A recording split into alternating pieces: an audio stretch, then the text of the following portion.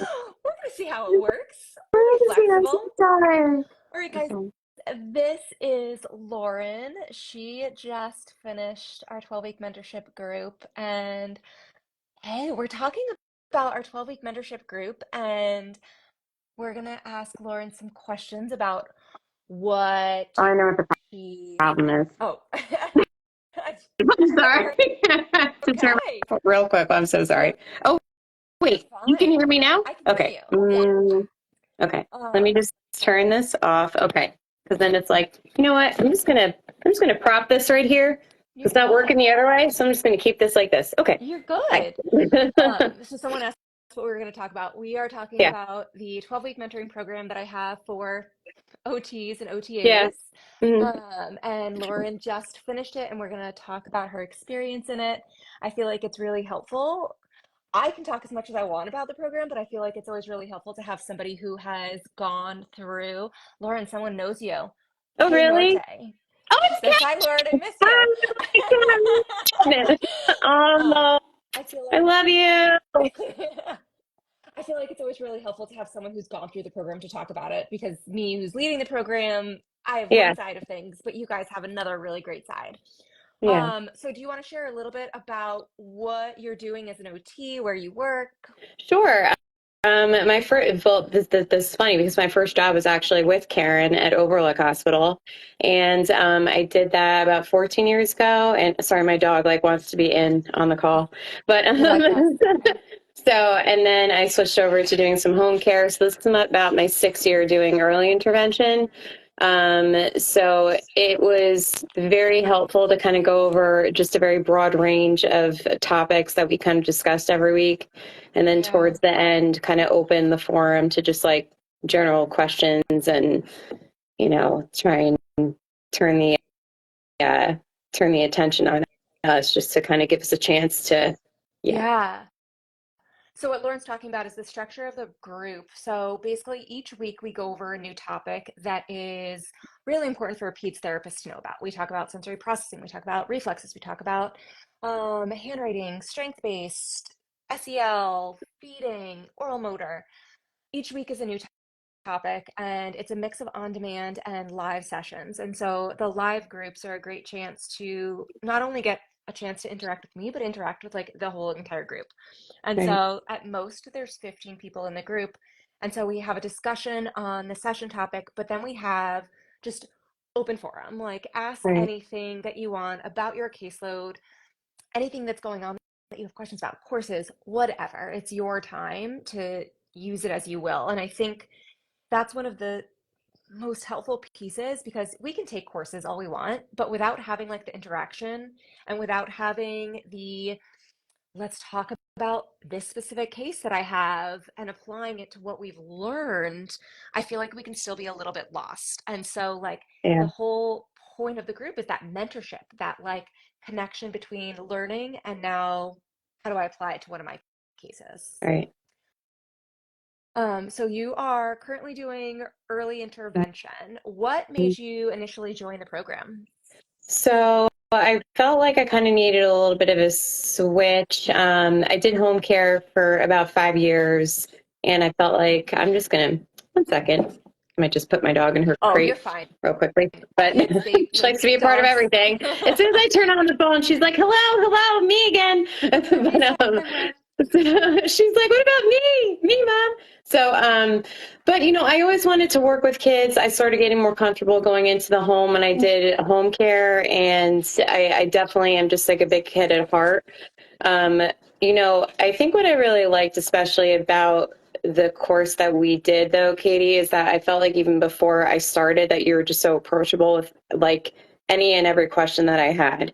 Like we hadn't even started the course yet, and I'm like messaging Katie with like a million questions. I'm like, so if I'm thinking about doing private practice, like, what do you think about what do you think about this? So I'm just asking her opinion about a bunch of things. And to be honest, because she was just so approachable and so helpful, even before the course, that's kind of what really led me to sign up. And I'm glad that I did because every week it was just like something new for me to think about for peds, something new to think about with EI.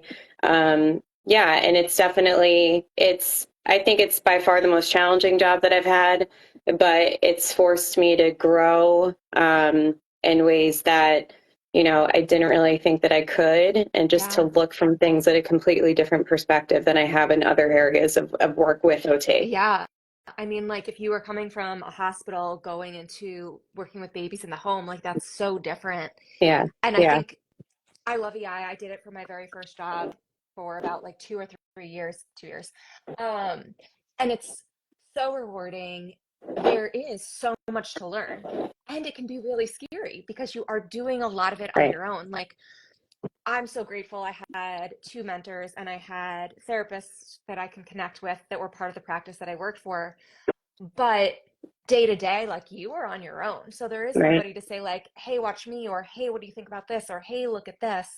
And so it can be really isolating. Hmm. And I Yeah, it definitely can. So I feel like, and I think what's good about the groups too is that it just kind of, it felt like there were enough of us to give some input. And it is one of those situations I felt like, it kind of is easy to just kind of let you do all the talking and then like not really participate as much, but then you don't really get quite as much out of it.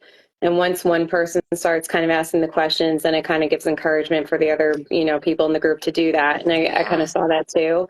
So it was a small enough group where I felt like it was easy to be personable, but it gave a lot of different perspectives from, because we're coming from all different places and we've had all different types of experience, even though we were all doing some sort of pediatrics now. Um, so I think that that was another helpful part of it too. Yeah. yeah. That is hands down one of my favorite things is like, yes, I'm providing you with this like core knowledge, but Mhm. there's 14 other people that have their own Right. experience and are, whether that's being, doing EI, doing schools, doing clinic, that's mostly where everyone is, but we all may approach things slightly different. Or I may think of something and then someone asks a different question and it sparks a whole nother line of like conversation around the topic that we're talking Right. about. You have 14 brains basically working with Yeah. you to say, like, hey, try this. Hey, what about this? Right. Hey, have you thought about this? Mhm. And I think it's so helpful. And no matter how long you've been a therapist for, I mean, I've been practicing for 10 years. I still like having other people to like ask questions to and to Yeah. get feedback from because it is so helpful. It's so important because like you're right though, when you're going out on the road, especially in between kids, it was the same feeling in home care, to be honest, but the difference with that was that I would go to an office, I would have meetings very frequently with like a team, there was just like a home base, and with this, being an independent contractor, like there really kind of isn't. So it's nice to feel that it's definitely nice to have that and just kind of get those different perspectives within those topics that we were talking about. I felt like that was really great. Yeah, And we covered a lot. We covered like a lot. it it is. And that was going to be my next question for you. Yeah. What was your favorite topic to talk Oh, about? I don't know. I mean, I think when you started out with strength based, which I feel like was a good topic to start with. I think that's kind of a lot of what the heart of OT is. So I feel like that was really great to start with and just kind of open the, you know, the, the discussion with that. And it really kind of let everybody, I think, reflect a little bit also on how their individual therapeutic styles are and what we can change, what we can do differently. We kind of all get stuck in this way, I think, of, doing a session. And sometimes you got to take a step back and say, well, let me focus on, you know, let me use their abilities to kind of bridge that gap between like that and what their challenges are. And I feel like, you would think that's like so second nature sometimes, but you do get stuck in your own Yeah. way as being a therapist. So sometimes it does help. Um, and I don't know. There were just the feeding one was so good. I don't know. I just feel like there were so many good ones. I mean, like I really like the reflex one. I feel like the primitive reflex was a really good refresher. And I felt like that was so, um, I had just, but doing that and then going to take the MNRI course was really Yes. great because I felt like I had some review in my head already. And then kind of coming back and doing some more of that sensory processing after that course was good too. I mean, to be honest, the feeding one I loved. Got The me. oral motor was fantastic, and I honestly think the burnout at the end was hugely important. Oh, there's been moments where I've like, should I take this burnout one out? It's not like directly related to intervention, but I Yeah. think it's so important because it's everybody is experiencing burnout these days, Hmm. and I don't think we realize it. And Right. it leads to challenges then in our ability to treat our kids because we're just checked out because we can't handle it.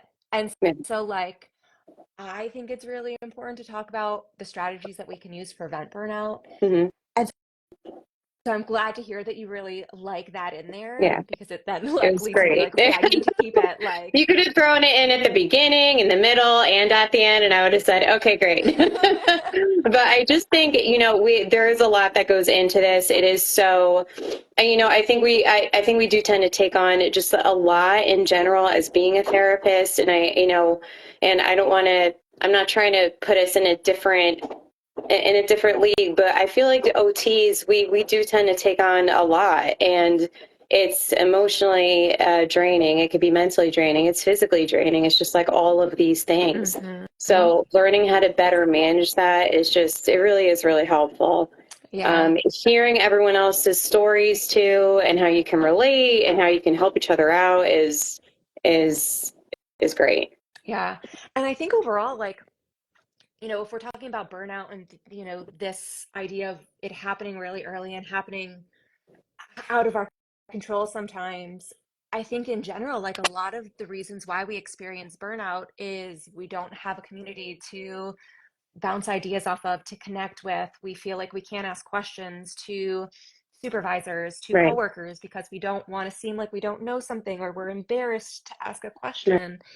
And even if we don't think about it in the moment, like that can all lead to burnout because we're Yeah. retaining in all of these feelings of anxiety and stress and not getting the knowledge or asking the questions to help further our knowledge, which then helps decrease like imposter syndrome and burnout ultimately. Right. Like, Right. I think all of it helps support us in our practice Right. and help us be better clinicians and help us take care of Yeah. ourselves. I think one of the most important things that you brought up too was also, you walk into a session with having something in your mind about what you want to accomplish, right? So you have goals in your mind, you have an idea maybe of how it's going to go based on like prior visits with the child or prior visits with the patient, or whoever it is that you're working with. You can have such an unexpected, incredible session that, I mean, this has happened to me so many times where I'm saying to myself, oh my God, what am I going to do? I'm like, I don't know. Do I know what I'm doing? Like, you get all these like Yeah, self-doubt things that kind of like creep up, and you're saying like, am I a good therapist? Do I know what I'm doing? Um, and you just got to trust that like you do know a lot in the process, but also remember to take a step back when something might not be going quite right, and just know it's okay to reevaluate and try something different. 100%. And having someone be able to say like, yes, that's okay. Yeah. Like, we get so stuck in our heads, and I think we are our own worst critics. Yeah, But we're OTs, we want to help people, 100%. Yeah. and like we want to be good at what we're doing. And when we don't have someone saying like, hey, take a step back, or hey, pause, like, hey, think about this, Hmm. hey, try this, hey, Right. just observe, like, or go back to Yeah. step one and create that connection. I think we get stuck in our own head of like, but I have to do this other thing, or I have to do this because this is the path that I'm on. Right. And yes, but it's okay to like bring it back. And sometimes just having another person there to connect with Yeah, helps you realize that and helps you think like, okay, this is okay. definitely. I think also the way that the course is set up, the way that and another thing about it is that the amount of resources that are available, amazing. So there's just there's just like a ton, from handwriting to feeding to ideas for oral motor to sensory, regulation ideas to, I mean, it doesn't, the list goes on and on and on and on and on. Worksheets and resources and podcasts and websites, and there's just continuing ed, and there's just like so much I think that you offer with it, which is really great. um, so I have to really thank you too, because it was I miss having it on like a Tuesday now. I'm like really I was like, oh no, I'm like, I just signed up for this course at like 8 o'clock on Tuesdays. I'm like, what am I gonna do? Sometimes I'm like falling asleep by like sometimes I'm falling asleep by like 8. I'm like, because I'm like that boring. But I'm just like, oh, this is like so good. I'm like, no, I miss it. I love that. And I know when I have the like splits, like right now I don't have a group that I'm doing. And so I'm like, I need someone to talk to. Like we need our next group coming up. Yeah. Um, I think the resources, like I spent a lot of time collecting and creating resources for you guys because I think Mhm. that it's really hard. Like if you are a newer therapist, and honestly, if you're not a newer therapist too, it can be really hard to try and figure out exactly what template you want to use to gather research. Like the time it spends to actually look into research and go through articles and see what's good and see Yes. what's not and see what's out there Right. takes forever. Yeah. And if we don't have time in our schedule to even be able to plan our treatment session or plan what we want to work on or write our evals or do all of those things, we definitely aren't going to have time to research. And so, like, that was a really big piece for me is making sure that I could share research articles with you guys so that you didn't have to do it and it Yep. would give you this starting point. Yeah. These headphones are the worst. Um, but yeah, so that was like really my goal is I wanted you guys to have Yeah. this bundle. And sometimes I'm like, is this too much? Like, are they looking at all No, this no, no, stuff? no. It was good. I'm still thinking to myself, I was like, did I download everything? I was like, let me go double check and see if I want to pull this back up Yeah. again. But then having the chance to watch watch the material beforehand, go over it, in the session, have access to the recorded session. I mean, you get a lot. I feel just like what you get, with the Yeah. course is really it's great. And you get lifetime Yeah. access. So it's like even if you don't watch something or like you watched it and you forget anything that happens in there, you can go back a year later or 2 years later and we watch a certain section. Let's say you get a new Mhm. feeding kit and you're like, I want to refresh on this. It's Yes. available to Yeah. And you. So like, I know I'm going to be going back. good, No, I'm good. gonna be going I back. mean, I encourage you to because you've paid for it, you've done the program, like, and this is a resource that you have accessible. A lot of courses out there, I mean, and even some of my own courses, like it's not lifetime access. And so being able to have that forever, you don't feel the pressure of going back to download every single resource. Yeah. It's just kind of comforting to have it all. I think what's also can be challenging too is that like I think sometimes when you're and also the another one that was really great was the evaluation course, because that's something that I personally don't. I'm a treating therapist for EI, and so for us, we don't in New Jersey we don't Yeah. get to evaluate and treat the same kids. So if I did want to do my own private thing, like just having a better understanding about if I was tight on time and I needed to go through these skills, what do you think would be the best, evaluation tool to use quickly, or should I just kind of go for like clinical reasoning and observation? Um, so getting advice and guidance through that was really great too. Yeah, Good.